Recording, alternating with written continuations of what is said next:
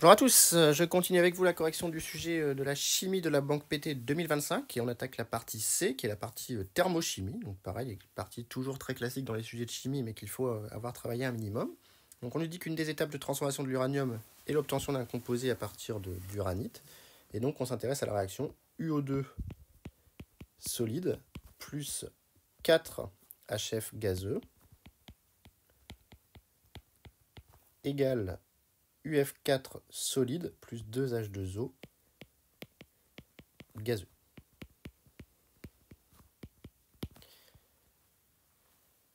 On me dit qu'à l'état initial, on place dans le réacteur vide à 500 degrés HF et UO2, avec UO2 en excès par rapport à HF. Et on me demande de calculer la valeur de l'enthalpie standard de réaction à 298 K dans un premier temps. Donc là, ici, on utilise la loi de S.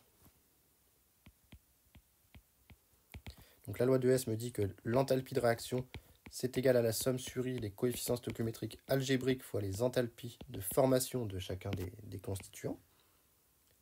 Donc ça, c'est la loi de S. Et donc, on en déduit que delta RH standard est égal à celle de UF4 plus 2 fois celle de H2O gazeux, attention à ne pas se faire piéger, moins 4 fois celle de HF gazeux, moins celle de UO2 solide. Dans les tables, on voit que on a les bonnes phases, donc il n'y a pas de piège, et donc il faut faire le calcul, tout simplement, donc moins 1921. Pour l'eau, c'est 242 fois 2, donc 484. Pour HF, ça va faire 4 fois 273. Et pour UO2, plus 1085.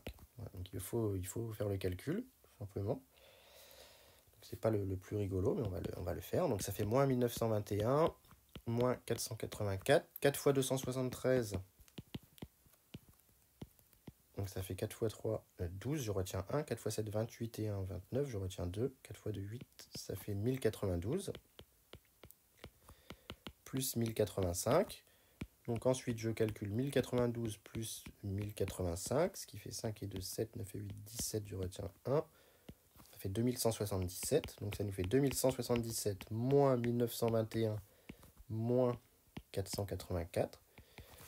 Pour aller de 1921 à 2177, je rajoute 200, je suis à 2121. Donc il me manque 256, pardon. 200, ça fait 2120, 256, moins 484. Et donc pour aller de 256 à 484, il faut rajouter 228. Donc ça fait moins 228 kJ par mol, ce qui est négatif. Donc la réaction est exothermique.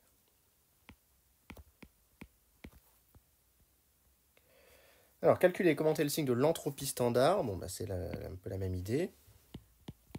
On a que delta RS standard, c'est égal à la somme sur I des nu I bar fois les entropies standards de réaction.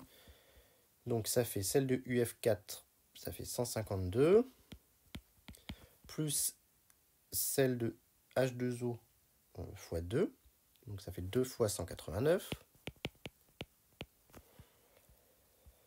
moins celle de UO2, donc moins 77, moins 4 fois celle de HF, qui est, que je ne me trompe pas, 174.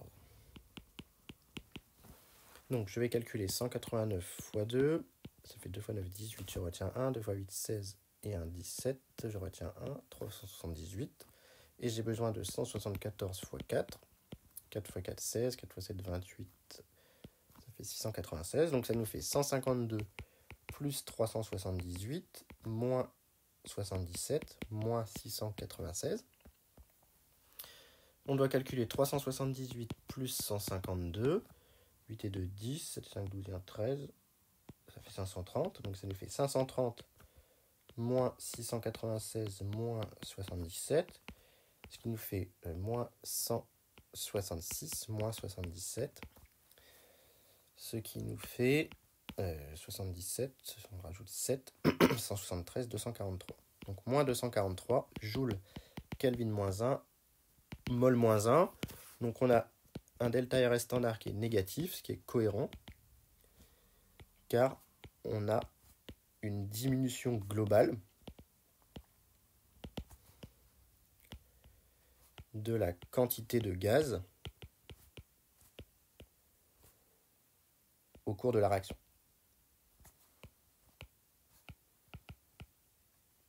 Sur la réaction, vous voyez qu'on passe de 4 moles de gaz, de 4 HF gazeux, à 2 H2O gazeux. Pour 4 moles de gaz, il ne me reste plus que 2 à la fin. Donc, comme on consomme du gaz, le désordre, entre guillemets, baisse lors de la réaction.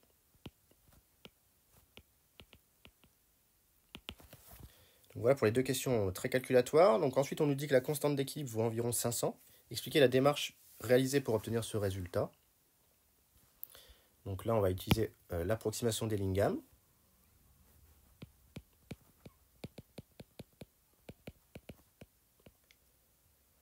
Donc avec l'approximation d'Ellingham, on en déduit que l'enthalpie de réaction ne dépend plus de T, que l'entropie de réaction ne dépend plus de T. Puis, on calcule delta RG standard à 500 degrés, qui est égal à delta RH standard moins T delta RS standard. Et enfin, K standard, c'est égal à l'exponentielle de moins delta RG standard sur RT. Donc, on peut en déduire K standard. Ensuite, on nous dit de discuter du choix de la température utilisée en considérant les aspects thermodynamiques et cinétiques. Donc, pourquoi est-ce qu'on travaille à 500 degrés? Donc, on a le point de vue cinétique, déjà, qui est que la température est un facteur cinétique.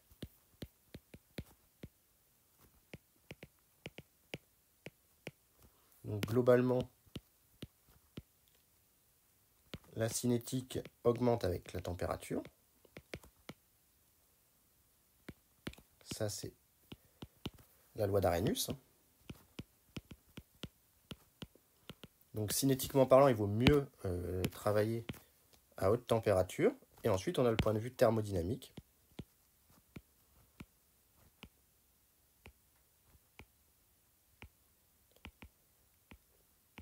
Et pour cela, on va utiliser la loi de Van 't Hoff. Chose assez classique. Donc, la loi de Van 't Hoff nous dit que d de log de K standard sur dt égale delta RH standard sur RT carré. Et comme on a trouvé delta RH standard négatif, on a que K standard, ln de K standard, est une fonction décroissante de t. Et par suite, K standard est une fonction décroissante de t. Donc le point de vue thermodynamique nous dit qu'il vaut mieux choisir t petit ici. Et le point de vue cinétique nous dit qu'il vaut mieux choisir t grand. Donc ici, on a un compromis.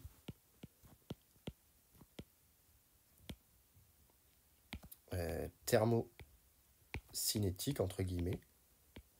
D'où le choix de 500 degrés, ce qui est quand même élevé pour augmenter la cinétique, mais pas non plus trop élevé, pour ne pas non plus vraiment trop baisser le rendement. Alors ensuite, on lui dit qu'on appelle alpha le rapport entre la quantité de matière de HF qui réagit et la quantité de matière initiale de HF notée N0. Et donc on va faire le tableau d'avancement de cette réaction.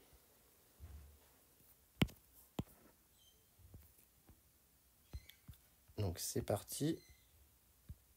Donc on nous dit qu'on avait mis un excès, je crois, d'uranium solide. UO2 solide est en excès. Donc on a mis un excès, de toute façon c'est le solide, il n'interviendra pas dans le quotient de réaction. Et par contre on a mis N0 de HF. Et ensuite on a 0 de l'autre côté. Donc ça c'est initial. À l'instant t quelconque, on a N0 moins 4 xi, xi et 2 xi. Et on nous demande d'exprimer alpha en fonction de xi et n0. Donc on appelle alpha le rapport entre la quantité de matière qui a réagi. Donc alpha, c'est la quantité de matière de HF qui a réagi, donc c'est 4 xi. Et la quantité initiale, donc c'est 4 xi sur n0. Donc on en déduit que xi est égal à n0 alpha sur 4. Et donc on peut réécrire ici, ça nous fait n0 facteur de 1 moins alpha. Ici, ça nous fait n0 alpha sur 4. Et ici, ça nous fait n0 alpha sur 2. Donc maintenant, on veut montrer une relation à l'équilibre avec la pression totale. Donc l'avantage d'être à l'équilibre, c'est qu'on a l'égalité quotient réactionnel constante d'équilibre. C'est la loi d'action des masses ou loi de Guldberg-Wage. Or, QREC, eh bien on y va, c'est l'activité de UF4 fois l'activité de H2O au carré, à l'équilibre évidemment, divisé par l'activité de UO2 fois l'activité de HF à la puissance 4. On a deux espèces solides, dont les activités valent 1, et on a deux espèces gazeuses, dont les activités valent pression partielle sur pression standard.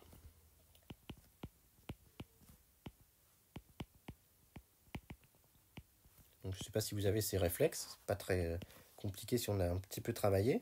Donc ça nous fait P H2O au carré, P standard carré, divisé par P HF à l'équilibre à la puissance 4. Et ensuite, on voit qu'on veut faire apparaître la pression totale. Donc pour faire apparaître la pression totale, on utilise la loi de Dalton, qui nous dit que PI, c'est égal à NI sur N tot des gaz uniquement, fois P tot. Et donc à l'équilibre, N tot gaz, c'est égal à NHF plus NH2O.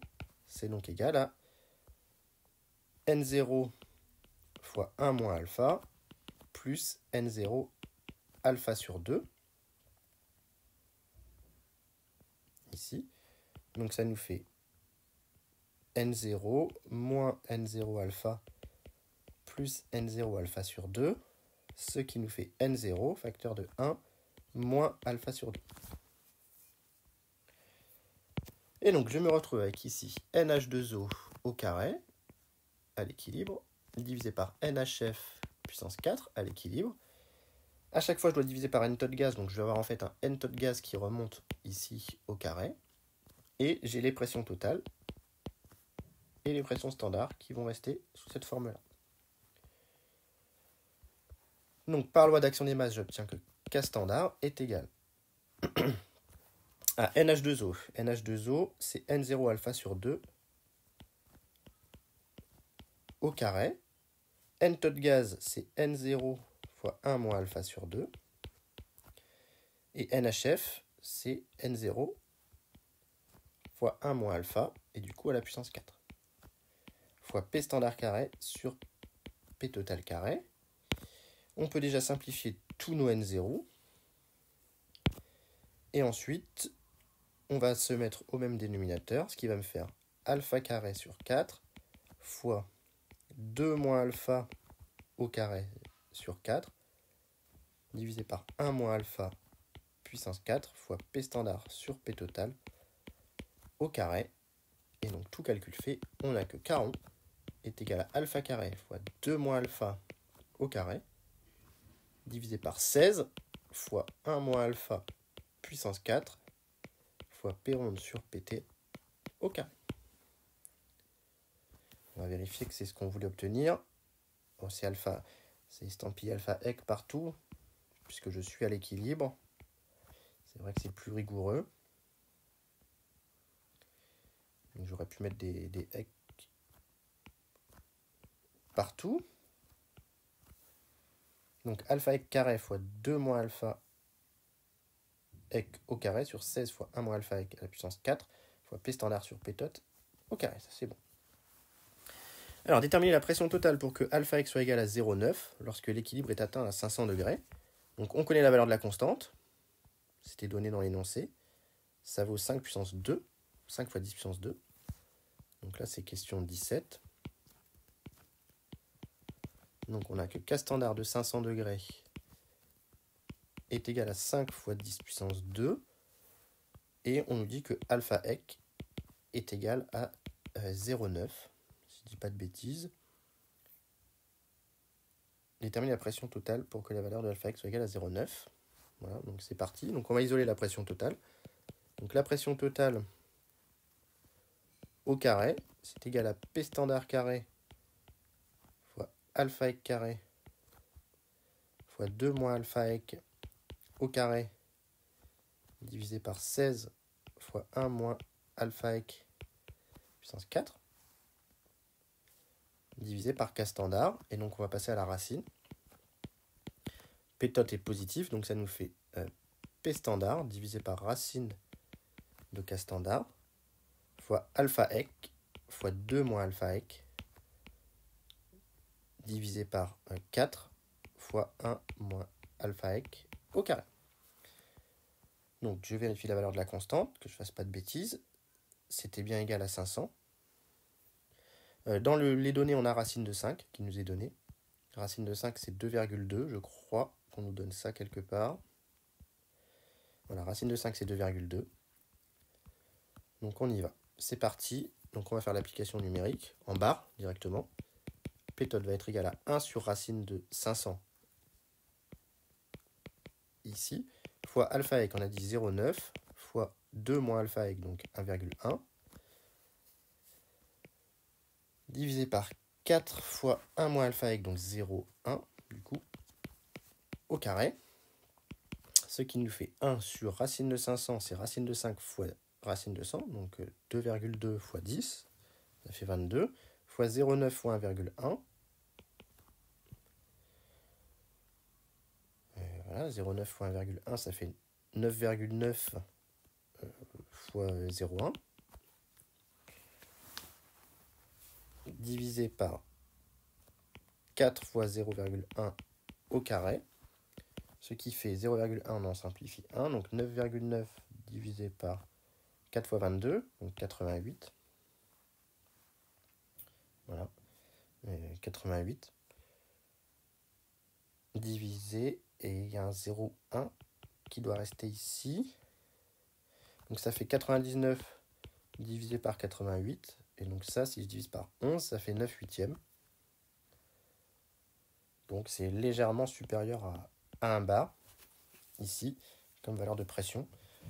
Et donc ça fait 1,125 bar, si on veut le calculer précisément. Et enfin, dernière question, prévoir l'évolution de alpha lorsque la pression totale est augmentée, la température restant constante.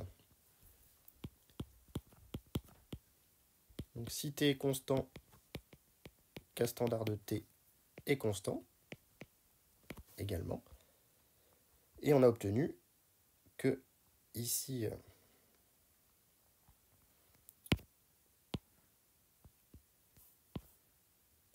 K standard de T était fonction de P tot. Donc si on part d'une situation d'équilibre, dans la situation d'équilibre, on a que QR est égal à K. Et donc si PT augmente avec... si PT augmente, on a que QR' diminue, est plus petit que QR. Et donc QR, comme c'était égal à K, on a une évolution dans le sens direct. Donc alpha va avoir tendance à augmenter lorsque la pression augmente. Donc ici, on a une réaction qui va être favorisée à haute pression. Donc prévoir l'évolution de alpha, alpha augmente lorsque la pression est augmentée. Donc voilà pour la troisième partie de ce sujet, partie thermochimique, assez classique mais toujours très calculatoire. Donc j'espère que la correction vous a plu. Et comme d'habitude, s'il y a des questions ou des remarques ou des erreurs de ma part, mettez-les en commentaire. Bonne journée.